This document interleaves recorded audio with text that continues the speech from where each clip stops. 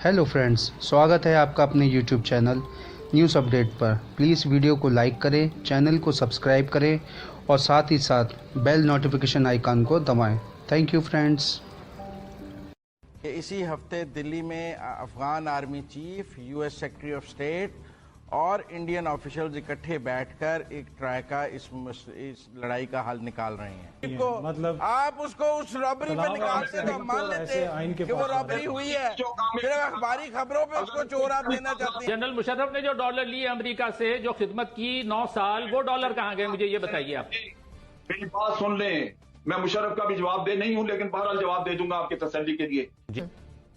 थूका इस कौम के मुंह पे, और जिस मुल्क को वो ब्रॉथल कह रहा है उसमें उनका खानदान, उनकी बेटी रह रही।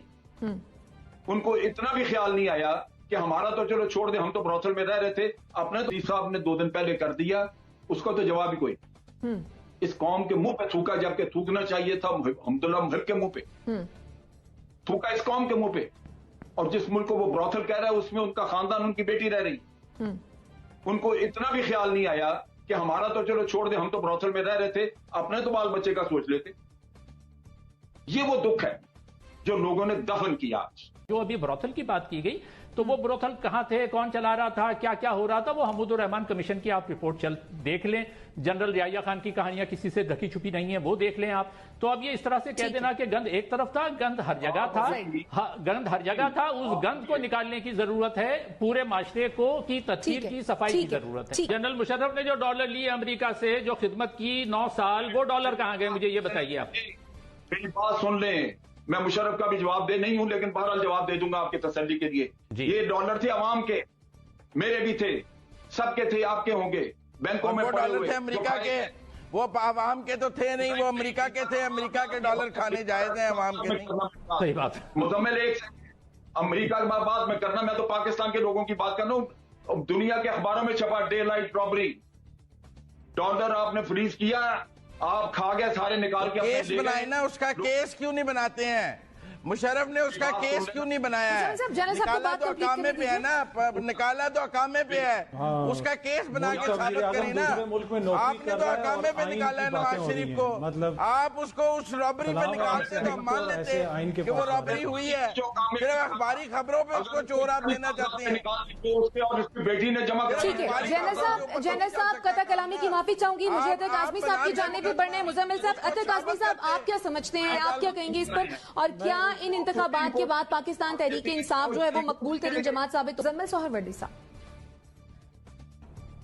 देखें, स्ट्रेटेजिक डिजाइन्स की बात की और फिर कहा गया कि तालिबान की मिलिट्री हिकमत अमली बहुत खूबसूरत है, बड़ी कामयाब है, पहले ये कर रहे हैं। तो हमें ये भी देखना चाहिए कि इसी हफ्ते दिल्ली में Afghan army chief, US secretary of state और इंडियन ऑफिशियल्स इकट्ठे बैठकर एक ट्राई का इस लड़ाई का हल निकाल रहे हैं। पहले भी इंडिया ने वहाँ अशरफ गनी को सपोर्ट किया है, असला दिया है, सब कुछ दिया है। हम अभी तक अशरफ गनी की हुकूमत को जायज़ हुकूमत मान रहे हैं। वैसे तो हम कहते हैं कि मुहिब जो है वो रॉ का एजेंट है, लेकिन हम उनकी हुकूमत को जायज़ हुकूमत मानते हैं। उनके एम्बेसडर को मिन्नतें करके पाकिस्तान में रखने की कोशिश करते हैं। जब वो इंटरनेशनल फोरम पे अशरफ गनी पाकिस्तान पर इल्ज़ाम लगाते हैं तो हम फिर उनको मनाने की कोशिश करते हैं, और साथ साथ हमारा तालिबान के लिए प्यार और मोहब्बत और इश्क भी अपने साथ साथ चल रहा है। ये 2 किश्तियों का सवार है पाकिस्तान। एक तरफ अशरफ गनी को जायज़ हुक्मरान मान रहा है, दूसरी तरफ तालिबान की जीत की गीत गा रहा है। तो ये मुझे कोई काबिल अमल, या तो आप आज सुबह कह दें कि हम अशरफ गनी की हुकूमत को जायज़ हुकूमत नहीं मानते हैं, वो अफगान अवाम की तर्जुमान नहीं है, हम उसको नहीं मानते, उनके सफ़ीर को निकाल दें और कहें कि जब वहाँ को जायज़ हुकूमत आएगी तो हम उसका सफ़ीर रखेंगे। एक तरफ आप उनकी हुकूमत को जायज़ हुकूमत भी मानते हैं, दूसरी तरफ तालिबान की स्ट्रेटजीज़ को, उनकी लड़ाई को भी जायज़ करार देते हैं। हालात, मैं ये क्यों कह रहा हूं कि ये हालात खराबी की तरफ जा रहे हैं, इसलिए कि देखें, ये मैंने पहले भी कई दफ़ा मैं ये कह चुका हूं कि अगर तालिबान ये इस गलतफहमी में हैं, या खुद पाकिस्तान प्राइम मिनिस्टर वहां कह चुके हैं उज़्बेकिस्तान में कि इन्हें फतह नजर आ रही है और अब वो क्यों मुज़ाकरात करेंगे, ये मेरे ख्याल है ठीक अप्रोच नहीं है। इसका पाकिस्तान को भी नुकसान होगा। इसलिए होगा कि हमें ये बिल्कुल क्लियर इस बात को समझना चाहिए कि अगर वहां کابل میں افغانستان میں ان کی حکومت آ بھی جاتی ہے طالبان کی، اور اگر ہمیں اس طرح سے دیکھا جاتا ہے کہ ہم ان طالبان کی اوپنلی سپورٹ جیسے پہلے کرتے رہے، اب بھی اگر ہم کر رہے ہیں تو یہ انٹرنیشنلی ہمارے لیے اچھا نہیں ہوگا۔ بین الاقوامی طور پر یہ بات ہمیں ماننی چاہیے کہ طالبان کا مسئلہ ان کی سوچ ہے، وہ معاشرے کو پیچھے لے جانے والی کنزرویٹو، قدامت پسند، پسماندہ سوچ کے لوگ ہیں۔ اس کو آپ پھر کابل پہ اگر مسلط کریں گے تو دنیا اس کو نہیں مانے گی۔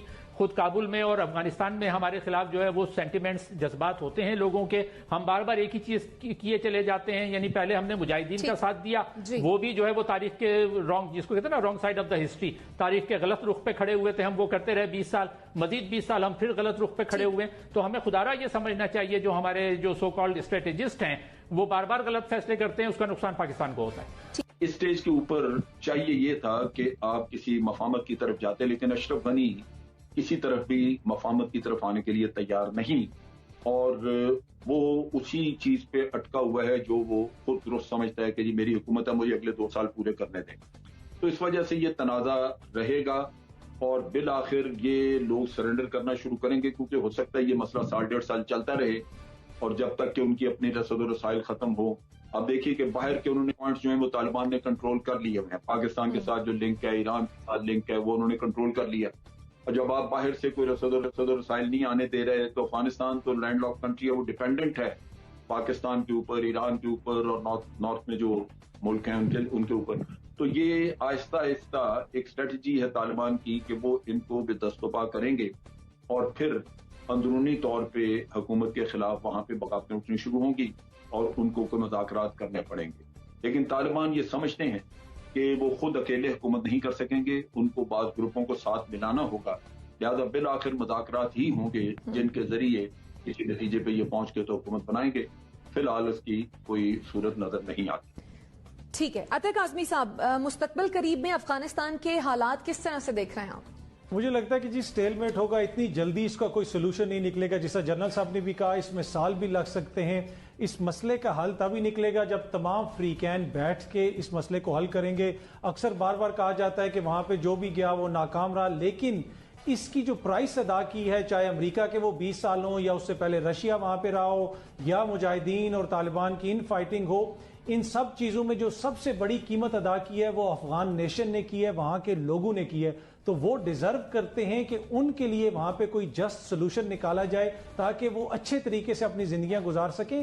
بہت بری حالت ہے اس وقت وہاں پہ عام لوگوں کی، نہ وہاں پہ طبی سہولتیں ہیں، جو دور دراز کے علاقے ہیں وہ علاقے ہیں جو پہلے ہی کٹ آف ہوتے جا رہے ہیں، جس میں آپ خبروں میں بھی سن رہے ہیں۔ تو امپورٹنٹ یہ ہے، جس طرح پاکستان کی حکومت بار بار یہ کہتی ہے کہ تمام فریقین بیٹھیں اور بیٹھ کے اس مسئلے کو حل کریں، جب تک وہ خود اس چیز کا ان کو ادراک نہیں ہوگا وہاں کی حکومت کو اور دیگر فریقین کو کہ اس مسئلے کا واحد حل سیاسی حل ہے، تب تک یہ مسئلہ حل نہیں ہوگا۔ ٹھیک ہے زنیرہ، کیا لگتا ہے کیا طالبان کبھی اکیلے حکومت کرنے کی پوزیشن میں آ سکیں گے آپ کے خیال میں؟ دیکھیں، میں تو بالکل نیوٹرل آپ کو صورتحال بتا رہی ہوں۔ آپ ان کی ملٹری اسٹریٹجی دیکھیں، وہ ایک ایک کر کے جو سارا بارڈر ہے، جہاں جہاں بھی بارڈر پہ پوسٹس ہیں وہ ان کے اوپر قبضہ کر رہے ہیں۔ اب جو ایک پوسٹ ہے اس میں 40-50 افغان ملٹری کے لوگ ہیں، افغان گورنمنٹ جو ہے اس وقت ان کے جو لوگ وہاں پہ ہیں وہ 40-50 ہیں، وہ کوئی چھوٹی پوسٹیں نہیں ہیں۔ اب جب یہ جنرل امجد آپ کو بہتر بیان کر سکتے ہیں، it's very common at the border in the military کہ اگر ان کے پر اٹیک ہوتا ہے تو وہ فلیگ کرتے ہیں اور اکراس دا بارڈر جو دوسرا ملک ہوتا ہے وہ ان کو سیف پیسج دے دیتا ہے۔ یہ کوئی ایسی بڑی بات نہیں ہے کہ وہ مارے جائیں گے، اس سے بہتر ہے انہیں سیف پیسج دیں۔ اس کے بعد وہ ڈیفنس منسٹری کے ذریعے سے ڈپلومیٹکلی ان لوگوں کو واپس بھیج دیا جائے گا۔ یہ تو ایک ہو گئی یہ صورتحال۔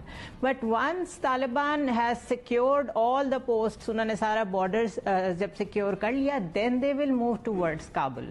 اب جب وہ کابل میں پہنچیں گے تو پھر باہر سے تو کوئی ری انفورسمنٹس نہیں آ رہی ہوں گی، تو they will be free to do whatever they want to do. اچھا کر رہے ہوں برا کر رہے ہوں یہ مجھے نہیں معلوم۔ سو ملٹری اسٹریٹجی تو ان کی بڑی کامیاب جا رہی ہے، بٹ اس وقت جو وہاں امریکنز بمبارمنٹ کر رہے ہیں، it is clear violation of what they said. کیونکہ اگر 20 سال کے بعد یہاں سے بھاگنے کے بعد، ہار کے جانے کے بعد امریکہ یہ چاہتا ہے کہ افغان سرزمین ان کے خلاف استعمال نہ ہو، تو پھر کسی اور کی ایئر اسپیس میں بیٹھ کے یا کسی اور جگہ پہ بیٹھ کے ان کو افغانستان پہ بھی बम्बारमेंट करने का कोई हक नहीं है। तो वो वहाँ पे इंस्टेबिलिटी क्रिएट किए रखना चाहता है ताकि वहाँ पे चाइनीज और डेवलपमेंट ओरिएंटेड फुटप्रिंट ना आ सके। तो it's a bigger game, it's a greater game. इसको इतनी जल्दी हम सिर्फ एक जज्बात के तहत नहीं कह सकते कि तालिबान सूट करते हैं या कौन सूट करता है। स्ट्रेटेजिक डिजाइन वक्त बताएगा किस तरफ